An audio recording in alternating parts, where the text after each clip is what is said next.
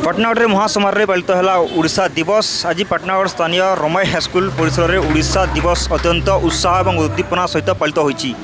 स्थानीय प्रशासन पक्षर आयोजित यह कार्यक्रम में विभिन्न वर्गर लोकों समेत छात्र छात्री जोग देते। यह समारोह में मुख्य अतिथि भाव पाटनागढ़ उपजिलापाल, सम्मानित अतिथि भाव एसडीपीओ, तहसिलदार और बीडीओ मंचासीन होते। कार्यक्रम प्रारंभ में ओडिशा गठन कर्णधारा तथा बरपुत्र मान स्मृति उच्चारण कर फोटो चित्र माल्यार्पण कराइला। मंचासीन अतिथि मैंने निज निज अभिभाषण में ओडिशार गौरवमय इतिहास और संस्कृति और ओडिशा माटीर रक्षा सम्मान रक्षा करने बरपुत्रों त्याग विषय आलोकपात करथिले। स्वतंत्र ओडिशा प्रदेश गठन में बलिदान होइतिबा महानायक मान श्रद्धांजलि ज्ञापन करने सह आगामी पीढ़ी ओडिशार विकास पर संकल्पबद्ध होगाकू अतिथि मैंने आह्वान देते। परिशेष में विभिन्न प्रतियोगिता कृति छात्र छात्री को पुरस्कृत कराइला। Bureau report Satej TV.